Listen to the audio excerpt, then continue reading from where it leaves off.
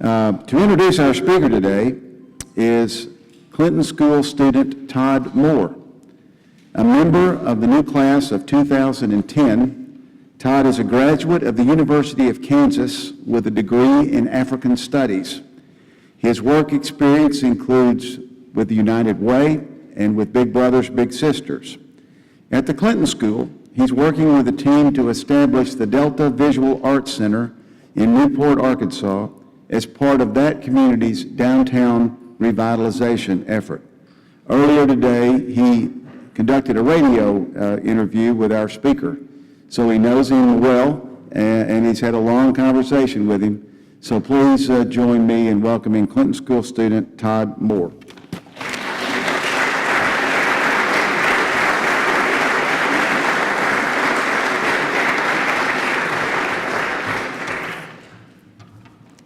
Thank you, Dean.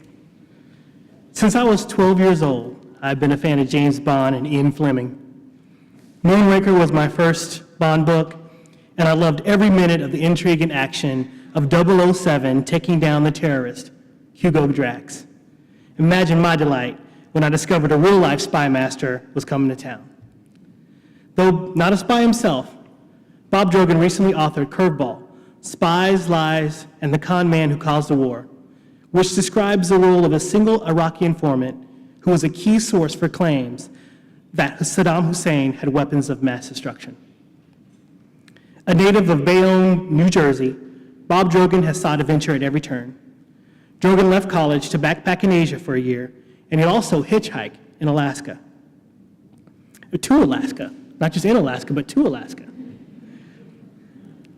He would graduate from Oberlin College and receive his master's degree from the Columbia University Graduate School of Journalism. Drogin continued his thrilling escapades by joining the Los Angeles Times in 1983 as a national correspondent. Based in New York City, he traveled to nearly every state, covering the 1984 and 1988 presidential campaigns. He then journeyed overseas, serving as bureau chief in Manila and Johannesburg. During that time, he experienced and reported on Nelson Mandela's election as president of South Africa, the genocide in Rwanda, the Persian Gulf War, and other news from nearly 50 countries in Asia, Africa, and the Middle East. Drogin eventually returned stateside in 1998, covering intelligence and national security for the LA Times Washington Bureau.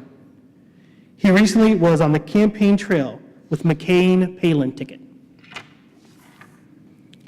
Drogin has won or shared multiple journalism honors, including the Pulitzer Prize, 2 Robert F. Kennedy Journalism Awards, an International Center for Investigative Journalism Award, and a George Polk Award.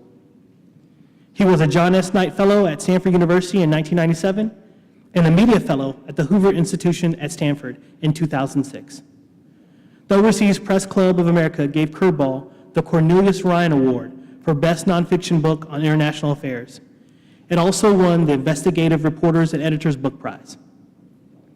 Curveball received a multitude of positive reviews and was widely praised for its suspenseful narrative. When George Will writes a glowing review of any book criticizing a conservative administration, you know you've done something right. Drogin has been interviewed by a wide range of reporters, from NPR's Diane Rehm to Comedy Central's Stephen Colbert. If you get a chance to get online and watch that interview, it's a treat. Drogin lives with his wife and 2 children in Silver Spring, Maryland. Despite my love of 007, Drogin writes in Curveball that espionage is not James Bond or Jason Bourne. The work demands a balance of delicacy, poise, and timing. It requires a professional detachment that allows the officer to see the truth from half-truth, the nuance of act, the coloration bias.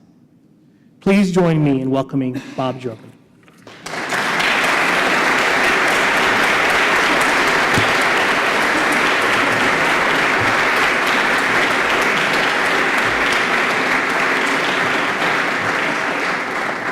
Thank you very, very much. I'm deeply honored to be here at the Clinton School and to see so many of you coming out. I understand I'm up against James Carville and the Eagles tonight, and I'm not sure I'd come, but I deeply appreciate you here. Skip, thank you, and Todd, that was a very generous introduction. I'm very, very kind of you both. And anyone who wants to hear about the Colbert Report, stay and talk to me afterwards, and I'll tell you all about it.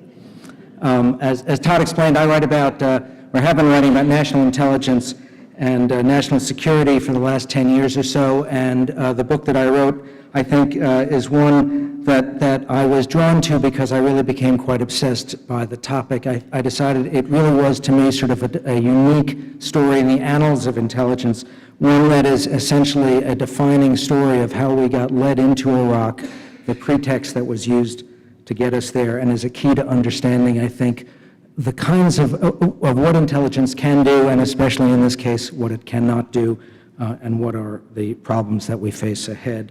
This is the story of an Iraqi engineer who was essentially a fraud, who was a hoaxer, and who peddled a story to German intelligence that went through to the Americans and was used as the chief pretext to go to war. Mostly, I think this story is unique because this is a situation that is unlike after 9/11, where what we heard was that the intelligence and law enforcement community failed to connect the dots. In the case of Iraq, and especially in the case of Curveball, they made up the dots. And that's a far more serious problem as far as I'm concerned. What we've seen in the administration that is leaving shortly, soon, not very soon, 48 days, a few hours, is a misuse of intelligence. And unfortunately, I think that the changes that have been put in place since 9/11 have not done a great deal to make us safer. Let me walk you through the story that I wrote about in great detail and try and explain to you why. In this case, what happened is they piled the mistakes upon misjudgments. These were a series of small lies. It's not some grand conspiracy. It's not three people sort of whispering it to Dick Cheney's ear. It's more about a groupthink of people who are willing to believe something and conjured up weapons that did not exist, and in this case had never existed. And they fell for a story that essentially was too good to check, and they never bothered to do so. So who was Curveball, and why did we believe him? His name was Rafiq Alwan. He was a young chemical engineer who grew up in Baghdad. He was a bit of a petty thief, a crook. He had been thrown out of a couple of jobs. He had essentially failed out of university. And he was, there was an arrest warrant out for him in Baghdad after he'd been fired from several jobs. And he escaped Iraq from the tyranny of Saddam Hussein's Iraq in 1999, and he made his way to Germany, as many Iraqis did.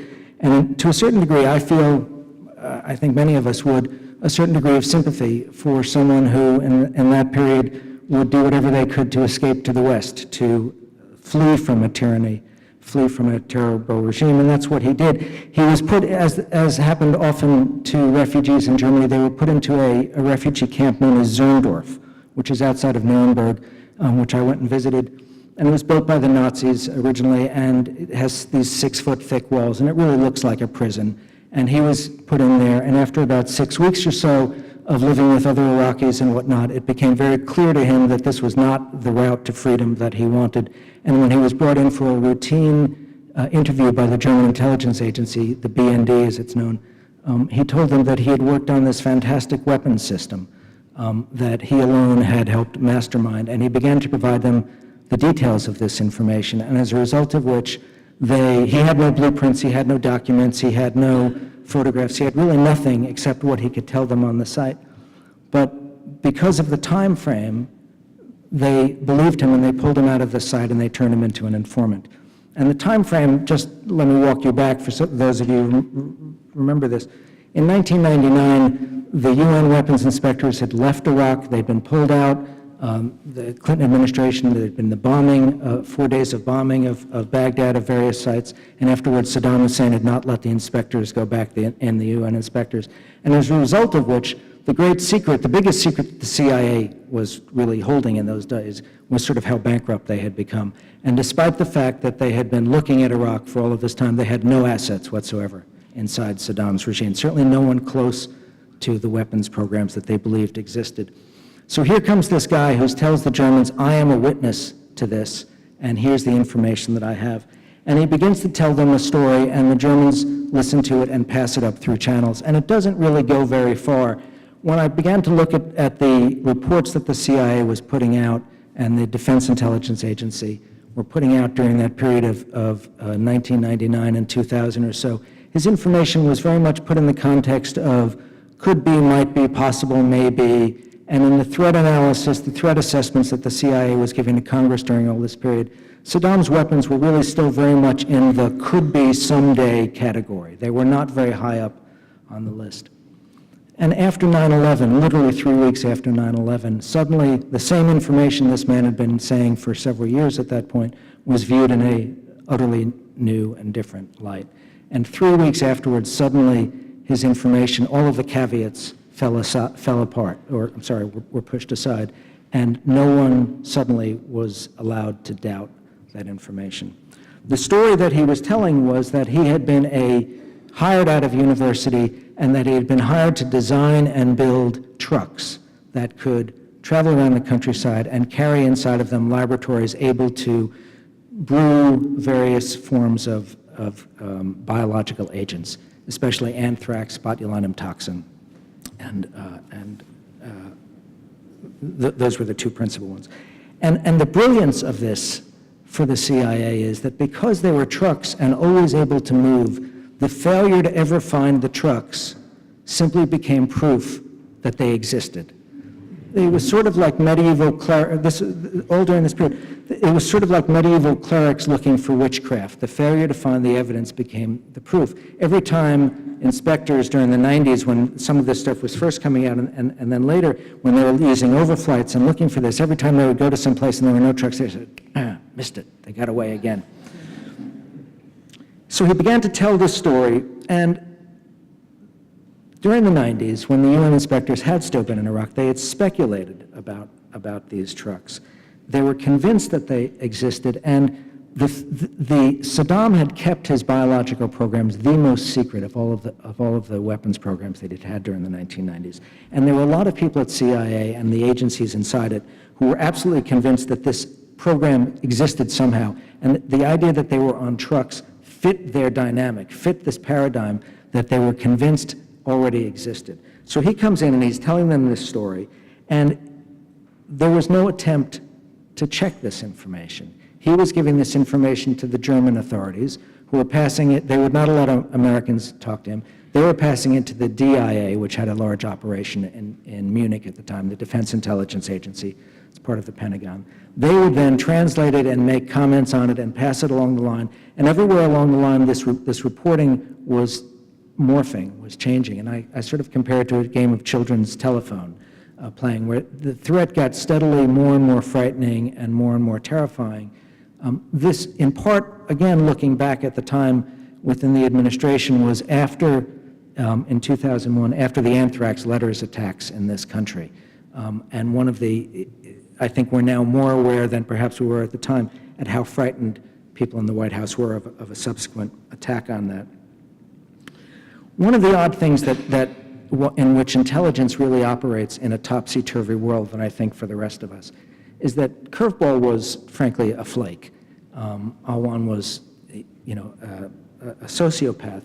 And at some point along the line, when he realized that people were really taking this information very seriously, all he wanted was a passport.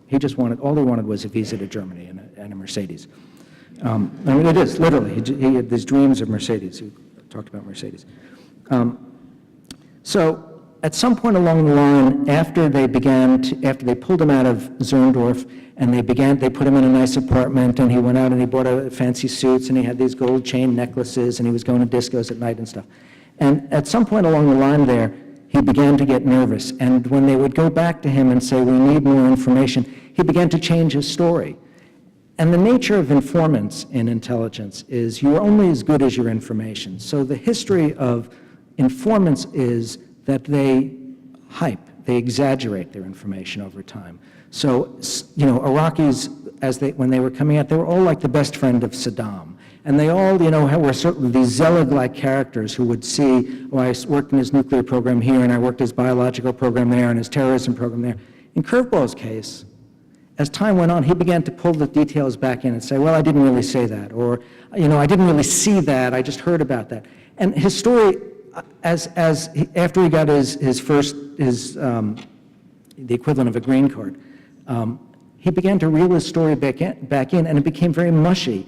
And ironically, what that meant was for the intelligence officers, they believed him more because he was not exaggerating this story. They said he must have been telling the truth the first time because look what he's doing now. He's operating counter to the kinds of informants we usually believe. It was, I think, what others have called faith-based intelligence. They decided that basically, informants usually grow dependent on the spy services that take him in, and in Curveball's case, they decided his reluctance to hype the information meant he was perfectly legitimate. Similarly, Curveball told him that he had worked at a site called Jurf al-Nadaf, which is about 15 miles southeast of Baghdad, and he said that these trucks that he worked on, these anthrax-spewing trucks, that they entered and exited a warehouse. It was an L-shaped warehouse from a door, and they exited out through another door because of the way the shape was. And there was satellite imagery that came in around that time that the British and the Israelis both looked at and said, well, there's a big wall here. They can't drive the trucks in that way. And the wall was built, because they had before and after pictures from the site. The wall was built at just the time when he said he was working there. And rather than say, well, therefore his story is crazy, can't be true, people said, well, they put the wall up to fool the satellites, or there's a hidden gate in the door, or they knock the wall down at night so the trucks can come in, and they build it up again, before dawn. And they found ways to justify their own belief that these trucks, which no one had ever seen, and for which no proof whatsoever existed, that they must exist. The German authorities, unfortunately, played a great role in this, and a very negative one. Among other things, they refused to let the Americans or the British intelligence officers interview Curveball, and refused very late in the game even to release any transcripts of that. When the CIA requested access, which they did repeatedly, they were told, well, no, he hates Americans and he doesn't speak English. Now, you'd think that the CIA probably has somebody who speaks German, right, or Arabic, or could pretend not to be an American. They've got people who aren't American. But it didn't seem to convince them. The Germans acted that way for three reasons, and it really sort of gets to the nature of what I'm trying to understand or trying to write about in this book, which is that these are not always big policy questions. These are not only, grand thoughts. First, Curveball said the trucks carried German equipment. And the Germans, during the 1990s, after the first Gulf War, when there were all of these inspections of Saddam's weapons programs, discovered that, in fact, German companies had been there were American, French, Russian, Spanish, whatever. Every country in the world had been supplying Saddam, but the Germans had done more than any and had really built for him his chemical weapons facilities and were very involved in his nuclear weapons programs at that time. And these trucks, according to Curveball, carried German equipment. And there had been all these trials in Germany, and nobody in the German intelligence services or in the ministry, in the chancellery, wanted another scandal, and they said, we're not letting this out at the door. That was number one. Secondly, there was this very interesting history that I found quite fascinating of this rivalry between the CIA in particular and the German intelligence service. And it dated back to the Cold War period when, in fact, the BND had been very badly penetrated by the East Germans and by the Soviets. And they were very much seen as a little stepbrother, and the Americans really treated them with all but contempt and didn't trust them. And that lasted quite a long time. And so there was this, after the wall came down and the Americans stole all the Stasi files and refused to give them back to the West Germans, to the German authorities at the time, there was this real resentment, there was this real anger. And so there were a lot of people inside the BND who basically looked at this and said, hey, we got a guy, the Americans want him, take a hike. And thirdly, and this really gets to much closer to what it's all about, the guy who was the head of the German, who was in the cabinet, who was the equivalent of the national security advisor, had been the former chief of police in Hamburg. And after 9/11, as you remember, there was a great deal of attention on what was known as the Hamburg cell. The three of the four pilots had lived in Hamburg. And it was, why didn't the Germans stop them? How could they have let these go by? And here's this guy who's saying, wait a second, they all moved to America, they flew around, they opened bank accounts, they got driver's licenses, they went to Las Vegas, some of them got stopped by the cops. What are you blaming us for? What about the San Diego cell or the Newark cell or whatever? And he really personally resented it, and he was really angry. And when the CIA came in, the other thing is that he was, as a former chief of police there, he was a cop, right? He had this cabinet role, but his training was as a policeman. And the difference between cops and spooks is, as somebody once put it, in this country, the FBI are the bank guards, the CIA are the bank robbers, right? And it's sort of the way this guy looked at what intelligence the CIA was doing. By this point, the renditions had started up, and he knew they were bundling people up and tying them up and putting them in blindfolds and locking them down, spread-eagled on these planes, and he did not approve. He thought this was a guy who'd lived through the terrorist attacks in Germany in the 60s and 70s and 80s, and he thought what the CIA was doing was criminal, and he didn't want to be any part of it. And he basically said, no way, no how, I'm not letting this guy out of our sight.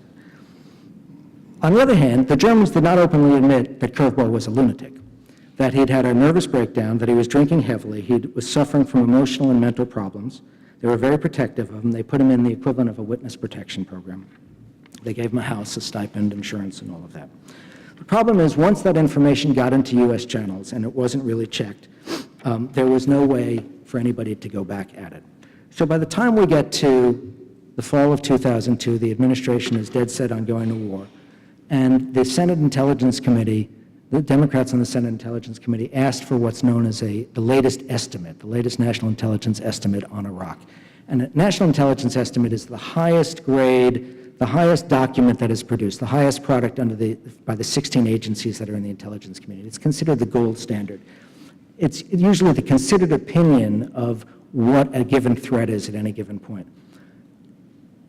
Under normal circumstances, it takes anywhere from 10 months to 2 years to produce an NIE, a national intelligence estimate, whether it be on Iran or North Korea or whatever it is. They did the NIE, the CIA and the agencies around it did the NIE on Iraq in 19 days flat. And in that 19 days, and in that estimate for the first time, relying solely on Curveball's information, this estimate, which goes to members of Congress, it's highly classified, and to the White House, says for the first time that Iraq has these biological weapons and that the program is larger and more sophisticated than they'd ever had before, that is before the 1991 Gulf War. And the way they reached that conclusion, when I sort of unraveled this, when I peeled the layers back, was they guessed what Curveball's single truck, the one he said he'd worked on, could potentially produce, even though he never said he actually saw it produce anything. They multiplied it by the 6 other trucks he said he had heard about, but had not actually seen. Then they multiplied all of that with the assumption that these trucks could run 6 months nonstop, around the clock. Why 6 months? 6 years, who knows? The point of this was it was utter nonsense, not least because nothing in Iraq ever could run for 6 months nonstop. But the science of these things is, you'd run it, you'd do a batch, and then you have to clean out the system. The whole thing was sort of ludicrous. It was what in the CIA they refer to as a WAG, a wild-ass guess. There was a fierce battle within the CIA that fall and that winter. This is the winter of 2002, before we went to war. And the CIA at that time was carved up, the 2 major divisions in the agency were the analysts, known as the DI, the Director of Intelligence, and the operations side. And those are the spies who go around and steal things. My theory, by the way, about the CIA is that they're like any other government agency except that they're trained to lie, cheat, and steal. But they operate like any other agency, and the best way to understand them is that they are bureaucracy, like any other agency. And that fall, what happened is the head of the European division and his aides really went to the mat to warn the higher-ups that the B&D had not ever vetted this individual. They had not confirmed his information. They had really done no background searching on it, and they suspected that he might be a fabricator, a liar. Both the Germans and the British intelligence had sent cables that were found in the files warning that they had grave doubts about this guy. And so you have this fight within the agency, and the analysts who looked at this and said, his information is plausible, his information is credible, you attach this nut to that bolt and the thing works. And they won the day. And one of the things that I found fascinating about this is partly was when the operatives said, is the guy credible? Is somebody credible? They mean, has somebody checked out his resume? Does he have a record of being truthful, of having access to information, of his information's been confirmed by others? Does he have a record that we know is he reliable, in other words?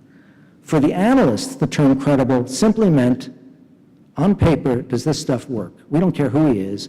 Is his story credible? That's a totally different thing. So they were sort of talking past each other, and when the decision came to the number 2 guy in the CIA, who came out of the analyst side of the world, and he went, and there had been this shouting match in his outer office, and he simply said, is the guy credible? The word came back from the analyst side, yes, he's credible. The story makes sense, because we already believed it before he showed up. Why not? Why wouldn't it be credible? The head of the clandestine service at the time, Jim Pavitt, the fight went to him as well, and he never took it any higher. And his argument to me was that they could have tap danced up and down Pennsylvania stark naked, and it wouldn't have stopped the war. That's probably true. I don't think it's necessarily a badge of honor for anybody in the agency to take that position. In their defense, I will say, there was almost no one in the CIA who didn't believe that Saddam had some weapons program going. And they were absolutely convinced that with all of the smoke that was out there, there had to be some fire. And that even though intelligence is never 100% true, and it never is, no one ever considered that their intelligence was 100% false, which it was.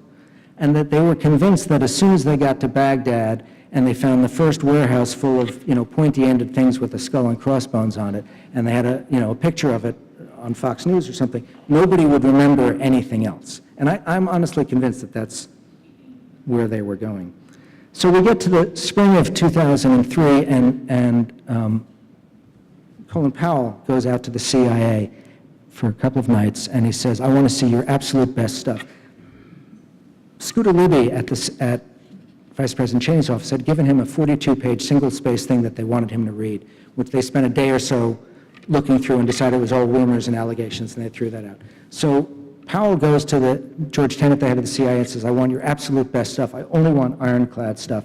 And they go through it, and he says, no, the nuclear stuff, I don't buy it. The terrorism stuff, it's just garbage. Give me your best stuff. And they say, curveball, absolutely ironclad. We have no doubts. We have no problems. They never tell Colin Powell that at this point, not only has the CIA never interviewed him, they didn't even know his name at this point. All they had was this children's whispers stories that had filtered out to them. So Powell goes up, and you'll remember, and I was there in the Security Council that day, and says, first, biological weapons. And he says, we have an eyewitness, and this is all curveballs information. And he saw, 12 people die, and he saw this, and he saw that. And the Germans are watching this, and they're saying, he never said that. Where did that all come from? That was sort of his story of a rumor that he had heard. 3 days after Powell's speech, the UN inspectors had been allowed back into Iraq. And 3 days after Powell's speech, they go to Jurf al-Nadaf, the place where Curveball had worked. They go to the 6 other sites that he said he had heard these trucks had been built in. They find absolutely nothing. They tear up the concrete. They take, DNA samples. They're looking for anything that shows that there was any kind of biological process going on. They're launching dozens of raids across Iraq, all during this period, looking for anything in terms of blueprints, in terms of workers, whatever. They find nothing. It obviously has no impact. We go to war. We all remember the guys are all dressed in the heavy chem bio suits, and the Pentagon sets up this screwball unit called the 75th that can't find anything. They're utterly unequipped. I was embedded with them for a month. And then finally the CIA gets called in. There's this great scene where George Bush goes to Qatar, and he's there with Tommy Franks and Bremer, and he says, who's in charge of the WMD search? And they all sort of And somebody finally says, Stephen Cambone, who was a deputy secretary at the Pentagon, and Bush says, who's that? So they call Tenet in, and they give him the job, and he sets up something called the Iraq Survey Group. Now, I spent some time with him, and I got to know these folks. Think of the Ghostbusters, basically, running around Iraq.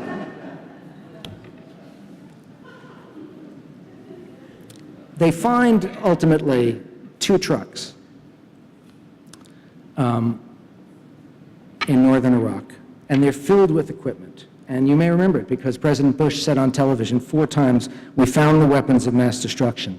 And the CIA put out a white paper that says, these are the trucks that our chief informant described, without saying that they'd never actually met the chief informant. The white paper, last I checked, is still on their website. Except that 2 days after they put 2 days before they put the white paper up, another group, a much larger group that went out from Los Alamos, that went out from Porton Downs, that went out from the British, that went out from the national laboratories, went in and examined these trucks and said, no way. Thank you. Thanks very much. That these trucks could not possibly brew germs, that in fact it doesn't look anything like the system. Excuse me. Thank you. And they listed the reasons why not. And the CIA, true to form, rather than admitting a mistake or even a doubt, just hid the report, shelved the report. So over at the Iraq Survey Group, the CIA has sent out a guy who is an absolute, he describes himself as a true believer, and middle-aged man, and he had really gone out there absolutely determined to prove curveball story. He was absolutely convinced these trucks had existed. And over a period of several months, he had interviewed the family. They'd finally, by that time, gotten the name. They interviewed the family, and they interviewed all the friends, and everybody lined up and said, you know, he's a con man, he's a fraud. I wouldn't trust him with a nickel. And the stories they began to hear were, you know, his best friend called him a congenital liar, his best friend. You think what his enemies called him. And they realized there was a British guy on the team, Hamish Killip, who had led more than 50 inspections in Iraq during the 1990s, was considered the walking encyclopedia on Iraq, on biological weapons. And when Hamish finally gets hold of the curveball file, he's looking at this and he says, wait a second, this looks familiar. Some of it was almost word for word the reports he had filed to the UN that had been put online. Curveball had been going to the internet cafes in Germany and been taking stuff off the website. And I had mentioned earlier the CIA, the internal fighting. At one point, part of the fight was where they claimed they had confirmed it, and somebody said, where'd you confirm it? And they said, well, it's online. And the other person said, well, where do you think he got it from? So Jerry, the guy who's the true believer, is convinced, he has a nervous breakdown. He gets on a plane, he flies back to Langley. He's convinced, you know, like any zealot who has turned, he's going to bring truth to power. And, you know, the Soviets used to send their heretics out to, you know, Siberia or whatever, and put them in asylums. They told Jerry, he got home, they knew that he was coming, he got home and discovered somebody else has boxed up his desk and he's been assigned to the visitor center. He's not allowed access to any classified information, and they tell him he needs counseling, he needs psychological counseling.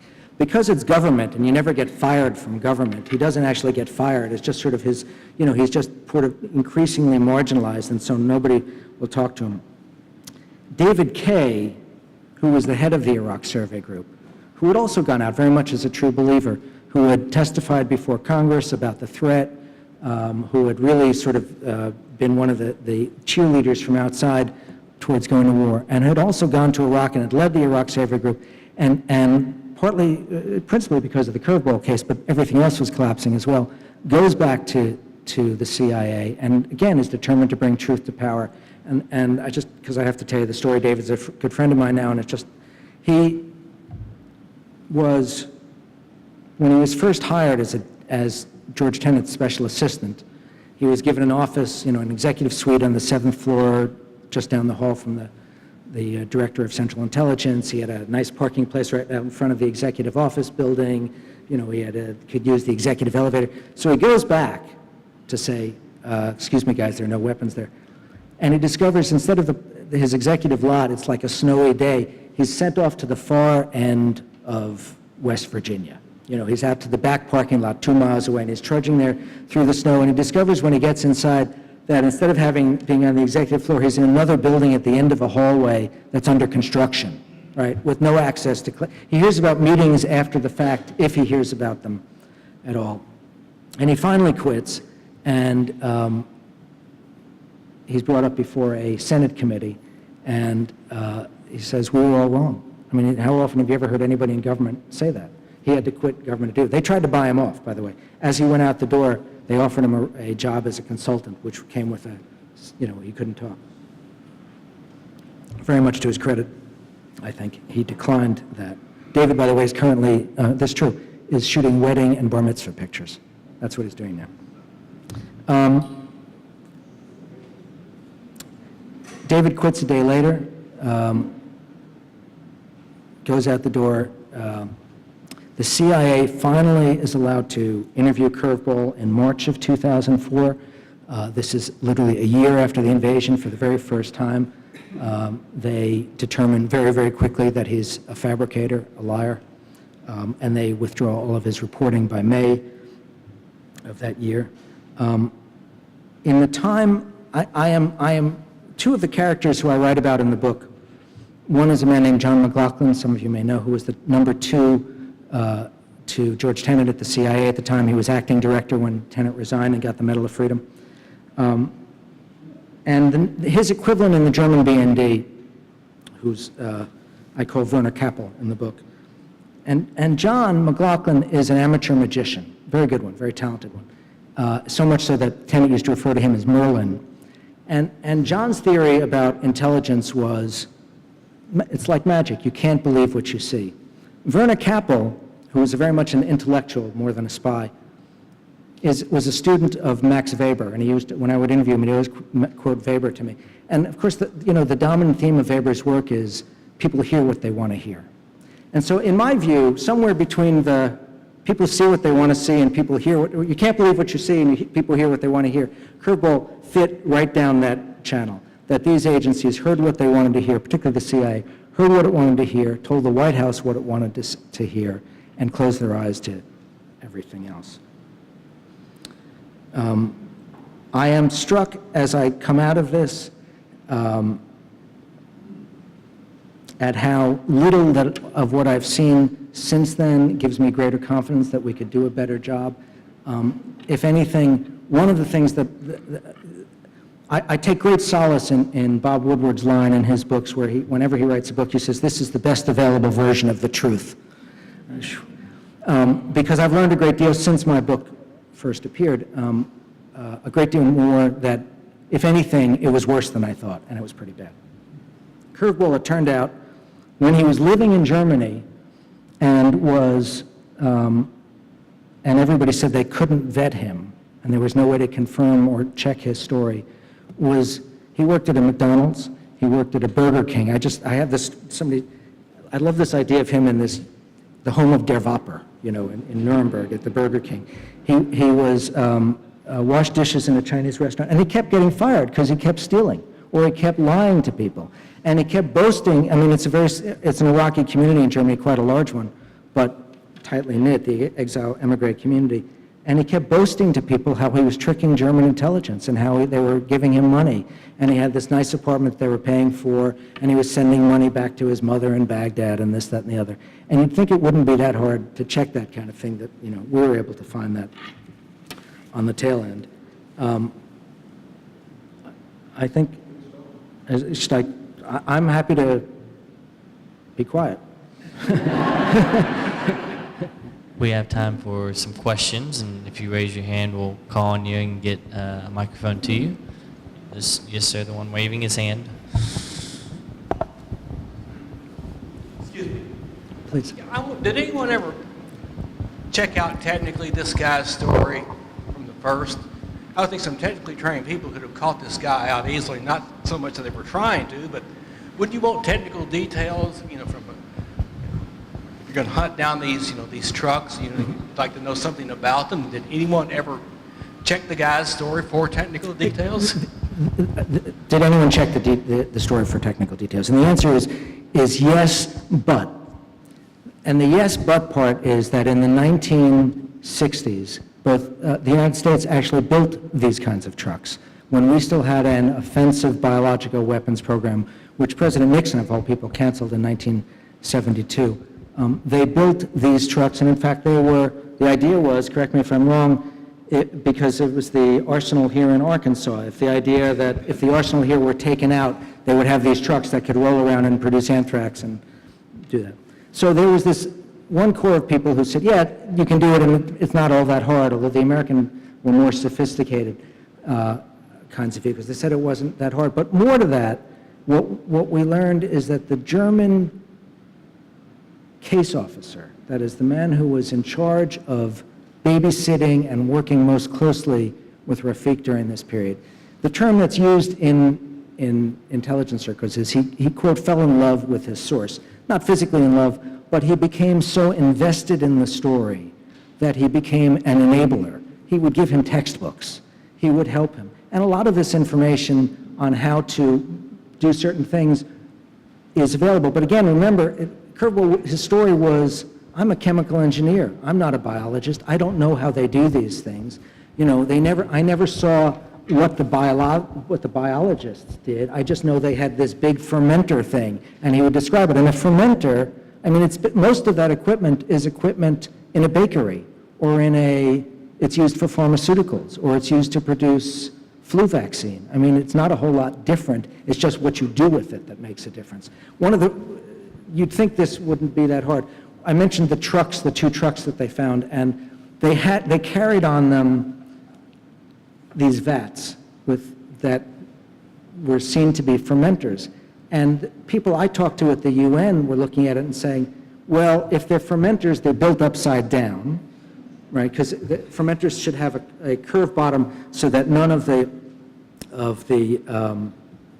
bacteria, none of the solution gets caught in the cracks. And this one had a flat bottom and a round top. And beyond that, it's a pressurized vehicle.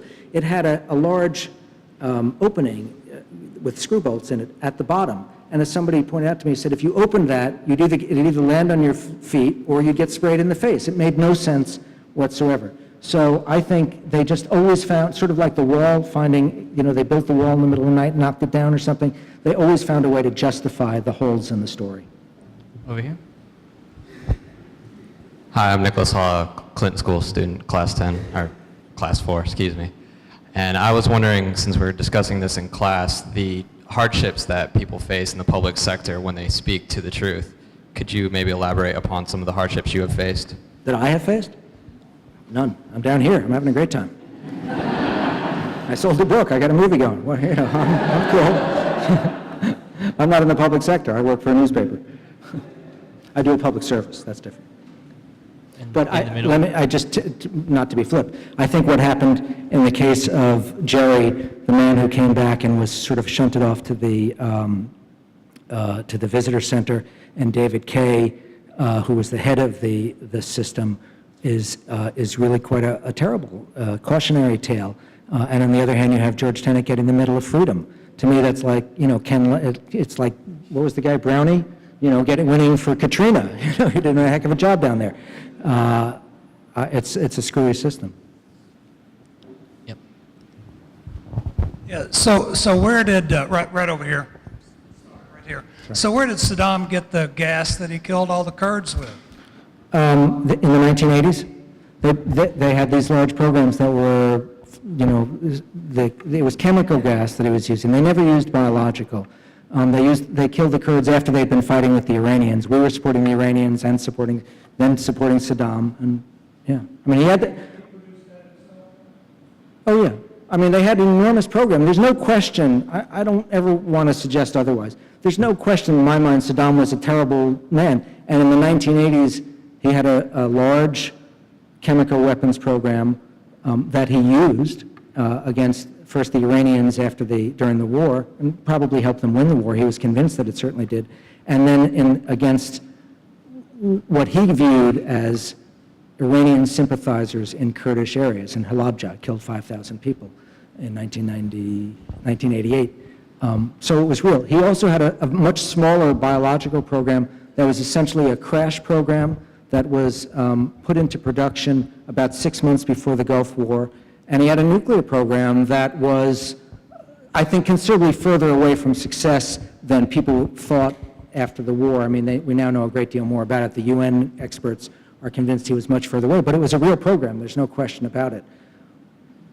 The question after the war and in the run-up to the 2003 war, and I tried to allude to this before, is there's a big continuum between zero, right, between being Switzerland or, wherever, and having what Dick Cheney and Condi Rice said, we don't want the smoking gun to be a mushroom cloud. And on that continuum is, capabilities and procurement and training and deployment and production and weaponization and, et cetera, et cetera. There's a long, long line. And everybody at the UN and the Security Council was somewhere on that line, except the Iraqis who were down here. We're somewhere on that line. We were at the high, the U.S. government was at the high end of that and saying the threat was too large. But everybody was somewhere on that line, including Hans Blix, the chief UN weapon inspector. He was convinced still, if you go back and look at what they were saying at the time, that the Iraqis had not, in fact, resolved a number of issues dating back to their first weapons program. One of the reasons I'm convinced, I'll digress for a minute, I hope we have a second. One of the reasons I'm convinced curveball is so important is as follows. There were two arguments used to go to war. One was Saddam had WMD, and the other was Saddam was somehow tied to bin Laden and al-Qaeda. I can tell you for a fact that the CIA was saying in Congress and was saying into the press and was saying to anybody who would ask them that they had no evidence that Saddam Hussein was tied to bin Laden or 9/11. It was they were making very clear their level of confidence or minimal level of confidence in any of that information. So it really, as we recall, came down to the WMD argument. When Colin Powell went to the UN, 95% of his talk was about WMD, and only the very tail end, the arguable terrorism connection. WMD consists of chemical, biological, and nuclear. And what we now know, what we knew then, which is more important, on March 7th of 2003, Mohammed al-Baradei went to the UN Security Council. He was the head of the International Atomic Energy Agency, the inspectors who were looking for nuclear weapons. And he went to the UN Security Council, this is 3 weeks before the war, and says, we have talked to all the nuclear scientists, we have visited all the sites, we've looked at all of the intelligence that we've been given, and not only did we not find anything to bear this out, but the information regarding uranium from Niger, that whole story, it's, quote, not authentic, it's forged, it's faked. So the nuclear argument at that point had evaporated for the people who were watching that closely. That left chemical and biological. What we learned subsequent to this is that all of the biological information, this isn't me saying this is the Senate Intelligence Committee, this is the Rob Silberman presidential panel, this is the Iraq Survey, all of the intelligence regarding Saddam's biological weapons derives from curveball. Without him, that whole argument, the whole biological case was just smoke and mirrors. He was the fulcrum for everything else. And what we also learned is that the analysts at CIA who were making similarly dire predictions and estimates about Saddam's chemical weapons only did so after they saw the degree of confidence that the bio team people were putting out because of curveball. They basically said, they told the commissions and they told me, we didn't know what it was ambiguous, nobody knew what to make of it, but if the bio people are so sure, well shit, we better get on the train before we lose, we don't want to lose, be behind on this one. And they did, and they just ramped up, they changed all of their estimates as a result of that. So to me, I'm not saying we went to war only because of curveball, but when you sort of peel it away, here was this absolutely critical fulcrum on which so much of the rest of this, these tragic events really rests. And he was a fraud, he was a phony. We have time for one more. Sorry. Okay, my name is Lee. I just want to know, are there any pictures or documents to support what that curveball said? Why Germany intelligence and the CIA just trust some information alone without any pictures or any other witness? Well, there are no pictures because the trucks didn't exist. That's the problem with this. And what makes it different from the stuff that was in the 1980s, these trucks never existed. And the drawings that he made were all done after he got to Germany. He brought nothing. There were no blueprints. There were no pictures. If you remember, Colin Powell showed what Colin Powell later told me were cartoon drawings that the CIA had concocted. They're just drawings that were done on a computer. There are no pictures because they didn't exist. There were no trucks. Ladies and gentlemen, let's hear it for Bob Drogin. Thank you.